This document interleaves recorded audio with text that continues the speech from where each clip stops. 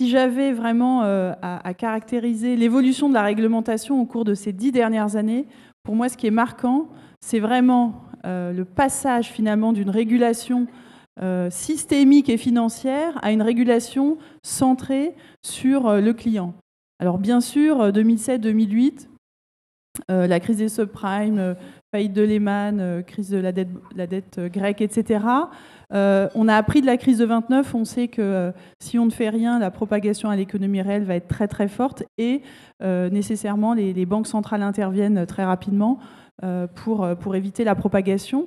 Et les régulateurs, bien sûr, la réglementation embraye, donne un coup d'accélérateur et on voit naître effectivement c'est BAL 3, c'est Solvabilité 2, c'est Sapin 2, etc. C'est la réglementation aussi sur les stress tests et autres.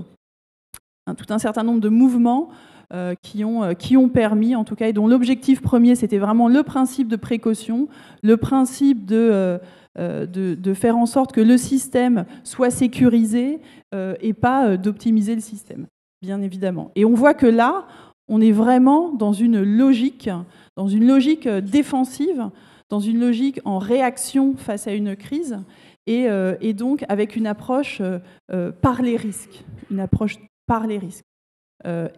alors bien sûr avec des conséquences positives, je trouve, pour notre industrie.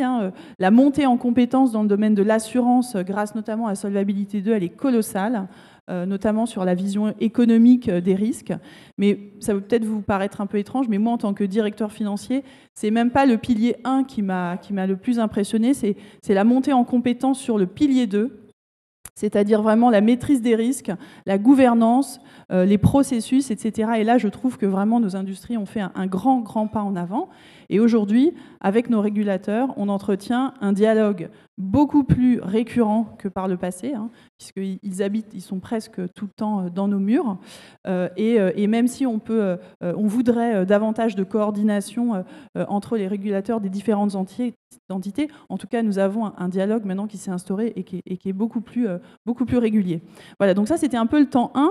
Et ce qu'on vit maintenant, depuis quelques années, c'est vraiment une régulation qui va mettre le client au cœur de son système. Et ça, je pense que c'est très important. Et là, la logique est différente. Autant auparavant, on était dans une logique, pour moi, qui était défensive, portée sur les risques. Autant là, on est dans une logique proactive, une logique où le but, c'est vraiment de faire évoluer les comportements, faire évoluer les pratiques, et c'est ce qui change, et qui, à mon avis, va être d'une ampleur qui ne va faire que s'accélérer, parce que ça rencontre une attente du consommateur très très forte. On voit que nos clients ont besoin de confiance,